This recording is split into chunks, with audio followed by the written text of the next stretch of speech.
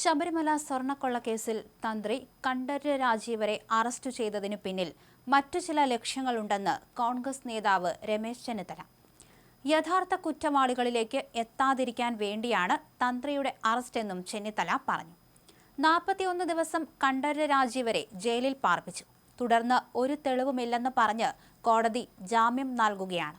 ഇത് തികച്ചും സംശയാസ്പദമായ അറസ്റ്റ് അല്ലേ എന്നും ചെന്നിത്തല ചോദിച്ചു.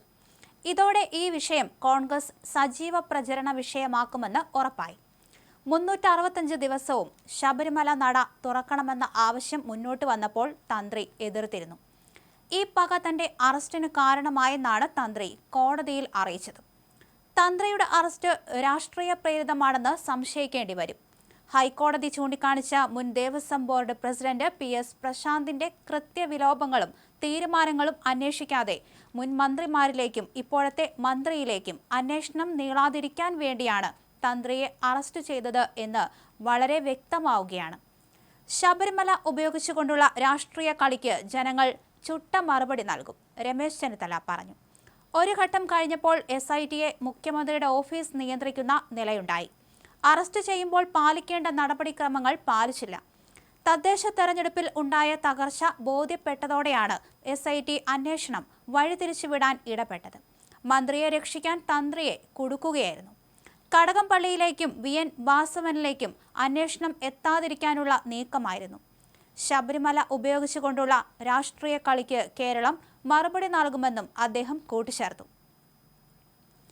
ശബരിമല സ്വർണ്ണക്കൊള്ളയുടെ യഥാർത്ഥ പ്രതികളിലേക്ക് അന്വേഷണം കൊണ്ടുപോകാനോ അവരെ അറസ്റ്റ് ചെയ്യാനോ ശ്രമിക്കാതിരുന്ന പ്രത്യേക അന്വേഷണ സംഘം ഒരു തെളിവുമില്ലാതിരുന്നിട്ടും ശബരിമല തന്ത്രിയെ അറസ്റ്റ് ചെയ്യുകയും അദ്ദേഹത്തെ 41 ദിവസം ജയിലിൽ കിടത്തുകയും ചെയ്തത് സംശയാസ്പദമാണ്. മുഖ്യമന്ത്രിയുടെ ഓഫീസിൽ നിന്നുള്ള ഉത്തരവനുസരിച്ചാണ് പ്രത്യേക അന്വേഷണ സംഘം പ്രവർത്തിച്ചതെന്ന് ഇതോടെ വ്യക്തമാവുകയാണ്. പ്രത്യേക അന്വേഷണ സംഘം ശക്തിയായി എതിർത്തിട്ടും ശബരിമല തന്ത്രി കണ്ഠരര് രാജീവരന് ജാമ്യം അനുവദിച്ചുകൊണ്ട് കൊല്ലം വിജിലൻസ് കോടതി പുറപ്പെടുവിച്ച വിധിയിൽ അദ്ദേഹത്തിനെതിരെ തെളിവിന്റെ ഒരു കണിക പോലുമില്ലെന്ന് വ്യക്തമായി പറയുകയുണ്ടായി.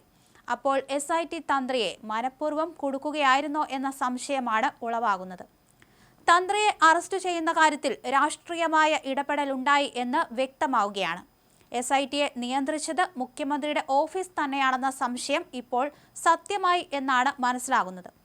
ശബരിമല പെരുംകൊള്ളയ്ക്ക് ഉത്തരവാദികളായ വൻ തോക്കുകളെ അറസ്റ്റ് ചെയ്യുന്നതിന് ആവശ്യമായ വ്യക്തമായ സൂചനകൾ 2025 ഒക്ടോബർ 21 നവംബർ 5 ഇടക്കാല ഉത്തരവുകളിലൂടെ ഹൈക്കോടതി SITക്ക് നൽകിയെങ്കിലും ആ ഉത്തരവുകളെല്ലാം തന്നെ SIT പൂർണ്ണമായി അവഗണിക്കുകയായിരുന്നു. ഒക്ടോബർ 21 ഇടക്കാല ഉത്തരവിൽ ശബരിമല പെരുംകൊള്ളയുടെ ക്രിമിനൽ ഗൂഢാലോചനയുടെ തലം വിശദമായി അന്വേഷിക്കണം എന്നും 2019 മുതലുള്ള സംഭവ വികാസങ്ങളും ദ്വാരപാലക ശില്പങ്ങൾ പുറത്തേക്ക് കടത്തിയതും ഒരു സംഘടിത വിശാല പദ്ധതിയുടെ ഭാഗമാണെന്നും ഹൈക്കോടതി വ്യക്തമാക്കിയിരുന്നു. തുടർന്ന് വിധിയുടെ 8ാം ഖണ്ഡികയിൽ ഇതുമായി ബന്ധപ്പെട്ട് നടന്ന ഗൂഢാലോചനയുടെ 9 കാരണങ്ങൾ ഹൈക്കോടതി വ്യക്തമാക്കിയിരുന്നു. എന്നാൽ ഈ ദിശയിൽ ഒരു അന്വേഷണവും SIT നടത്തിയില്ല. 2025 നവംബർ 5 ഇടക്കാല ഉത്തരവിൽ 20 മുതൽ 26 വരെയുള്ള ഖണ്ഡികയിൽ 2025 സെപ്റ്റംബറിൽ ദ്വാരപാലക ശില്പങ്ങളിൽ സ്വർണം പൂശിയതുമായി ബന്ധപ്പെട്ട് നടന്ന ഗുരുതരമായ ക്രമക്കേടുകളെക്കുറിച്ച് ഹൈക്കോടതി വിശദമായി പ്രതിപാദിച്ചിട്ടുണ്ട്. CPM പ്രതിനിധിയായ PS Prasanth Devaswom board president ആയിരുന്നപ്പോഴാണ് ഈ ഗുരുതരമായ ക്രമക്കേടുകൾ നടന്നത്. എന്നാൽ PS പ്രശാന്തിനെ 2 തവണ രഹസ്യമായി ചോദ്യം ചെയ്ത് വിട്ട് അയക്കുകയും ചെയ്തു, രമേശ് ചെന്നിത്തല പറഞ്ഞു.